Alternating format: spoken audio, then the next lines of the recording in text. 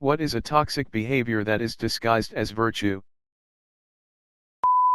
I had an in-law who talked constantly about how generous and compassionate she was. She could be both. But she had a tendency to get carried away by what she wanted for you rather than what you actually wanted.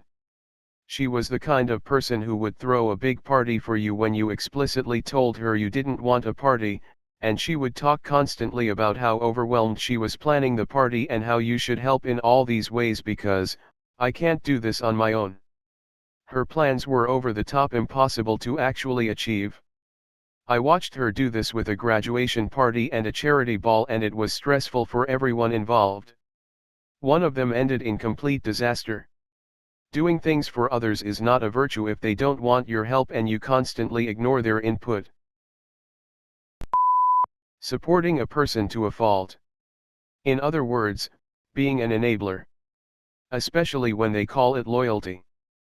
People will defend the most ficked up shit from their friends and be like, I'm loyal.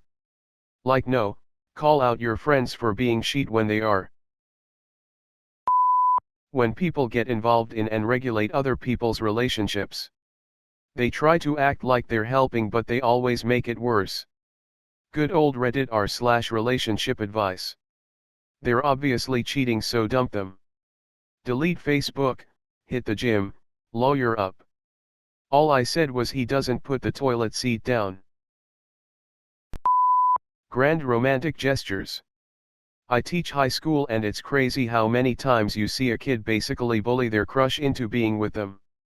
They make this huge public display and the kid is too shy to say no in front of everyone.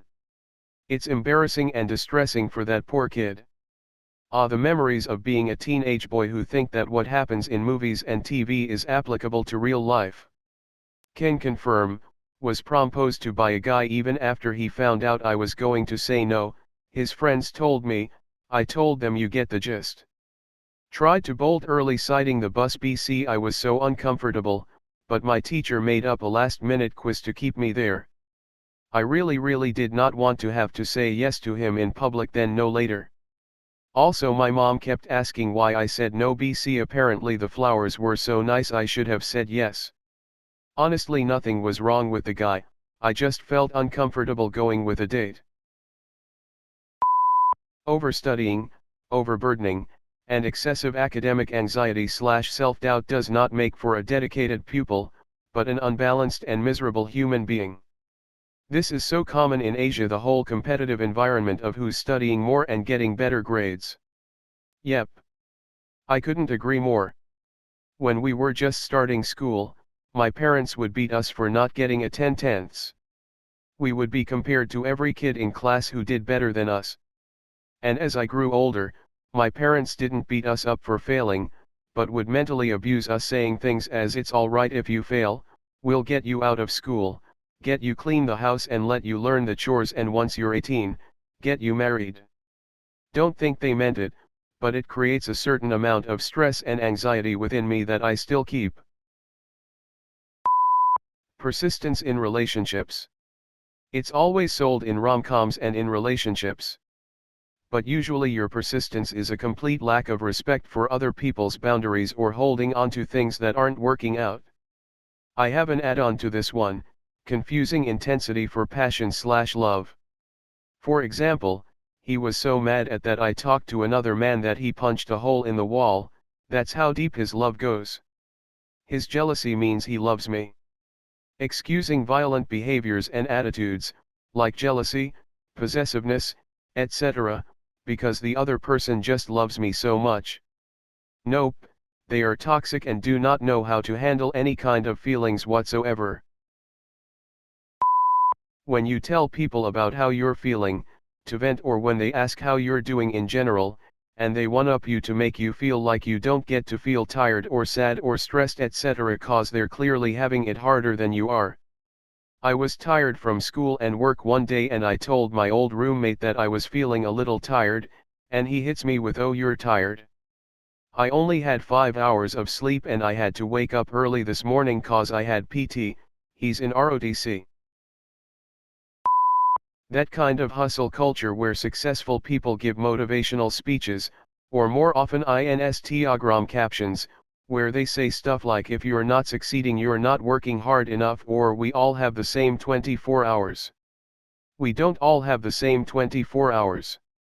If you have kids, subtract a couple hours. If you have kids without a live-in nanny, subtract a bunch of hours. If you have to work a minimum wage job to make rent, subtract hours. If you don't have help to cook / clean / grocery shop / etc., subtract hours. That's part of why Kylie Jenner's whole self-made millionaire thing bugs me. Even if she came up with her own ideas and did her portion of the work, she never had to worry about financial support to start her brand, or childcare while she was working, or who was going to cook meals for her and her kid or clean her house. Her lip fillers alone, which are a huge portion of her brand, can cost up to $2,000 a pop. You're not self-made if you couldn't have done it without your parents' money.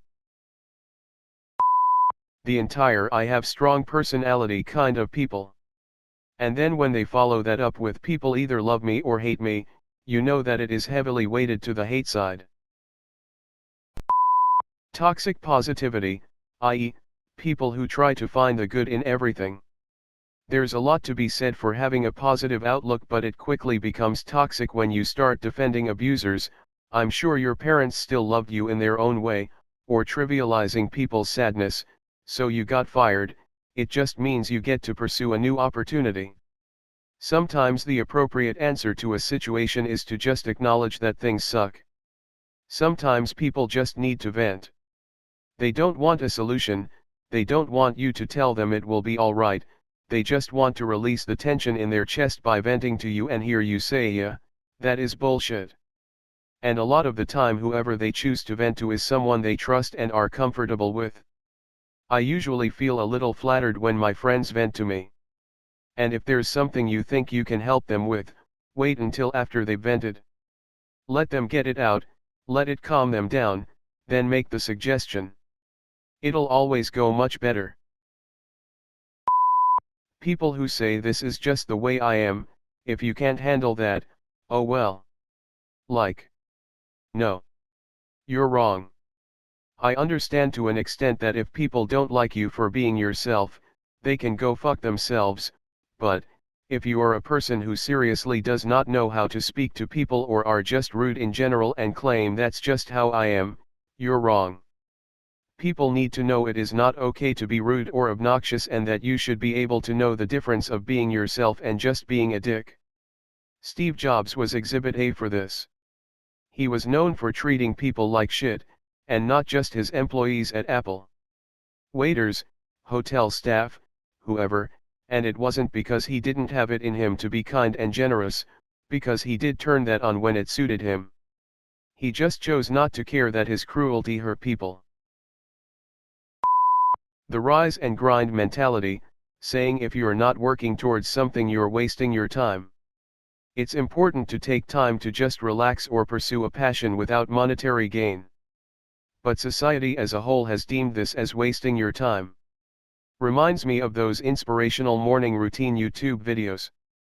They always go something like, I wake up at 5 a.m. to the tune of random upbeat song, meditate and reflect on yesterday for 2 hours, then yoga for an hour, then take a sub-zero cold shower to energize my body.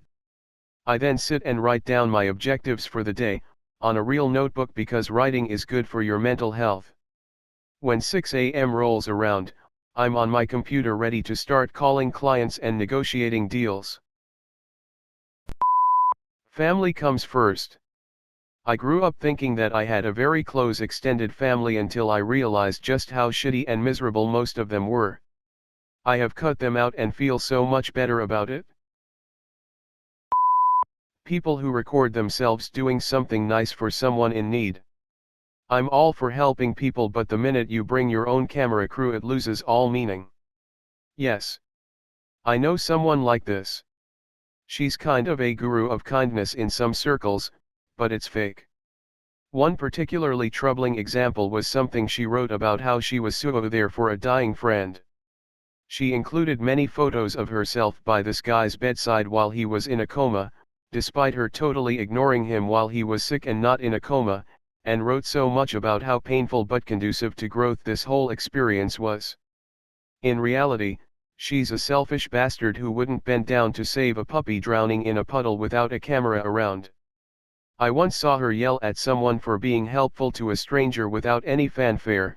"You have a Jesus complex.